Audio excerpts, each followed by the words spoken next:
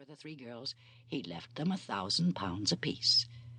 Mr. Dashwood's disappointment was at first severe, but his temper was cheerful and sanguine, and he might reasonably hope to live many years, and by living economically, lay by a considerable sum from the produce of an estate already large and capable of almost immediate improvement.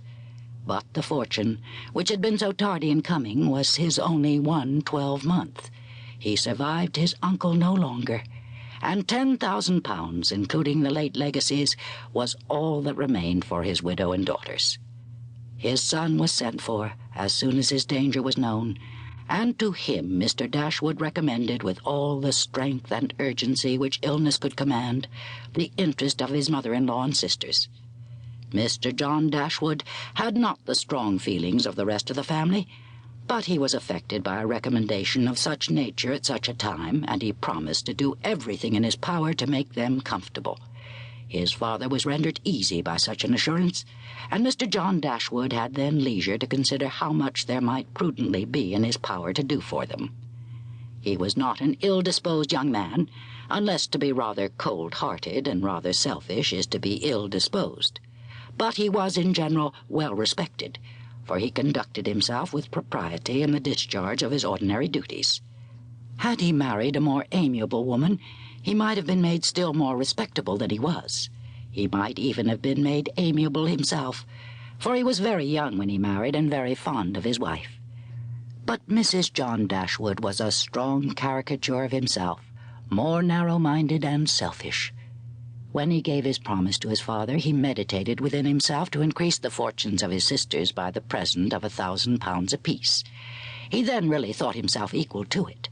The prospect of £4,000 a year in addition to his present income, besides the remaining half of his own mother's fortune, warmed his heart and made him feel capable of generosity. Yes, he would give them £3,000. It would be liberal and handsome. It would be enough to make them completely easy. £3,000. He could spare so considerable a sum with little inconvenience. He thought of it all day long, and for many days successively, and did not repent. No sooner was his father's funeral over than Mrs. John Dashwood, without sending any notice of her intention to her mother-in-law, arrived with her child and their attendants. No one could dispute her right to come. The house was her husband's from the moment of his father's decease. But the indelicacy of her conduct was so much the greater, and to a woman in Mrs. Dashwood's situation, with only common feelings, must have been highly unpleasing.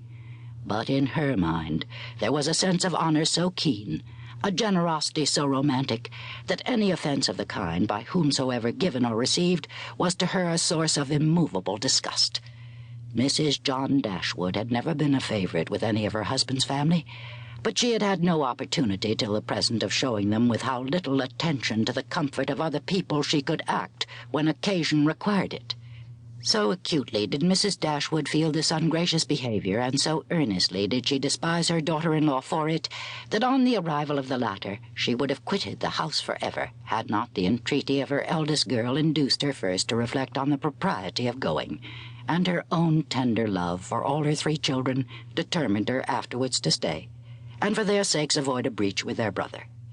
Elinor, their eldest daughter, whose advice was so effectual, possessed a strength of understanding and a coolness of judgment which qualified her, though only 19, to be the counsellor of her mother, and enabled her frequently to counteract, to the advantage of them all, that eagerness of mind in Mrs. Dashwood which must generally have led to imprudence. She had an excellent heart, her disposition was affectionate, and her feelings were strong, but she knew how to govern them. It was a knowledge which her mother had yet to learn, and which one of her sisters had resolved never to be taught. Marianne's abilities were in many respects quite equal to Elinor's. She was sensible and clever, but eager in everything. Her sorrows, her joys, could have no moderation. She was generous, amiable, interesting. She was everything but prudent. The resemblance between her and her mother was strikingly great. Elinor saw with concern the excess of her sister's sensibility, but by Mrs. Dashwood it was valued and cherished. They encouraged each other now in their violence of their affliction. The agony of grief, which overpowered them at first, was voluntarily renewed, was sought for, was created again and again. They gave themselves up wholly.